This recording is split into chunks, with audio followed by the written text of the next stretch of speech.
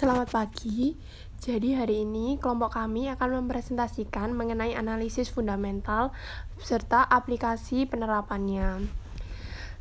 Bersama saya sendiri, Evelyn, dan rekan saya, Josephine dan Lady. Analisis fundamental adalah metode analisis yang didasarkan pada fundamental ekonomi suatu perusahaan. Analisis fundamental ini dilakukan untuk mengetahui wawasan tentang kinerja dari suatu perusahaan di masa mendatang yang belum mendapat pengakuan oleh seluruh pelaku pasar. Jadi, dalam analisis fundamental kali ini, kelompok kami mengambil contoh perusahaan antara BCA dan BRI, di mana keduanya sama-sama bergerak di bidang jasa perbankan, sedangkan bedanya BCA dimiliki oleh swasta dan BRI adalah milik BUMN. Nah, berikut adalah data earning per share dari PT Bank Sentral Asia. Nah, berikut adalah data pendapatan operasional dari PT Bank Rakyat Indonesia tahun 2015 sampai 2019.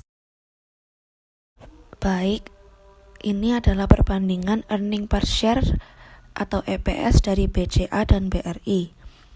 Kita bisa lihat earning per share BCA dari tahun 2015 sampai 2019 terus mengalami peningkatan dari tahun ke tahun. Begitu juga dengan BRI, dari tahun 2015 sampai 2019 juga mengalami peningkatan.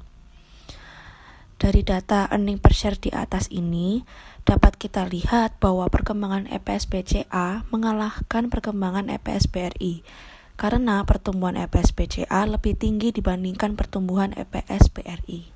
Berikut adalah data pendapatan operasional dari PT Bank Sentral Asia selama tahun 2015 sampai 2019. Berikut adalah pendapatan operasional PT Bank Rakyat Indonesia dari tahun 2015 sampai 2019.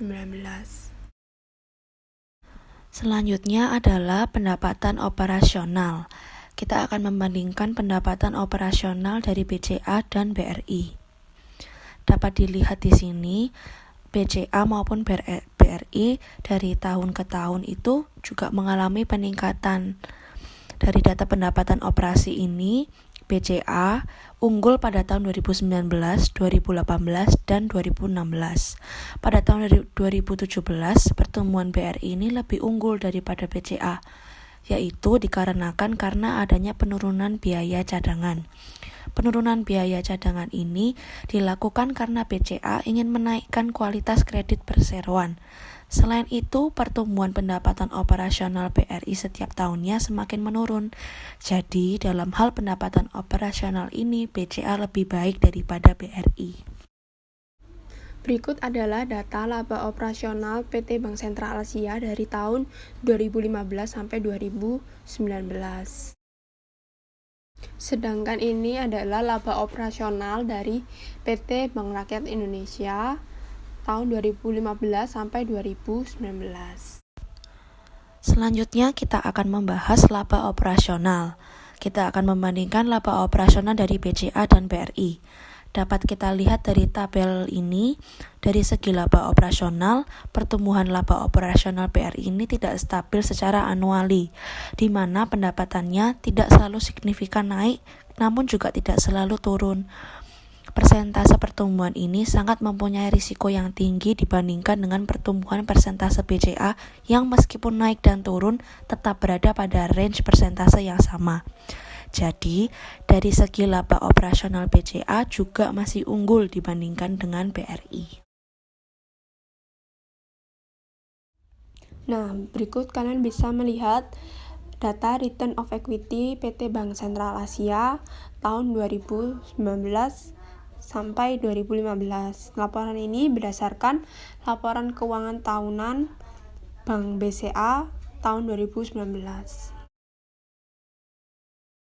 Sedangkan data berikut adalah return of equity dari PT Bank Rakyat Indonesia. Berdasarkan kedua data di atas, kita membandingkannya BCA dan BRI mempunyai ROE yang sama-sama bagus, yaitu berada di atas 15%.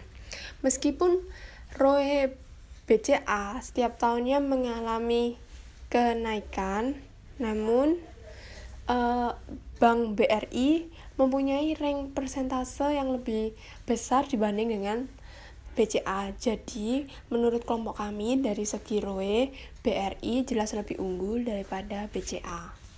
Berikut adalah debt equity ratio dari PT Bank Sentral Asia. Debt equity ratio ini kita mendapatkannya dari total liabilities dibagi dengan total aset. Nah, sedangkan yang ini adalah debt equity ratio dari PT Bank Rakyat Indonesia.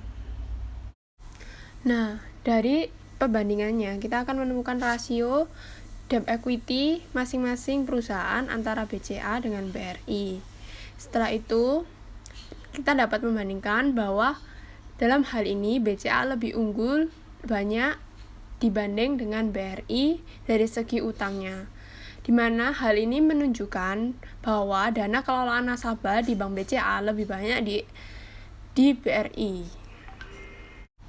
Jadi kesimpulannya, setelah kita membandingkan antara BCA dan BRI dari segi earning per share, laba operasional, pendapatan operasional, debt to equity ratio, dan return on equity, kita mendapati bahwa BCA lebih unggul dari segi EPS, pendapatan operasional, laba operasional, dan debt to equity ratio. Sedangkan BRI hanya unggul dari return on equity. Maka pilihan tepat bila Anda ingin membeli saham antara PT Bank Sentral Asia atau PT Bank Rakyat Indonesia, maka secara fundamental kelompok kami lebih memilih berinvestasi di Bank Sentral Asia dibanding dengan Bank Rakyat Indonesia. Sekian presentasi dari kelompok kami. Terima kasih.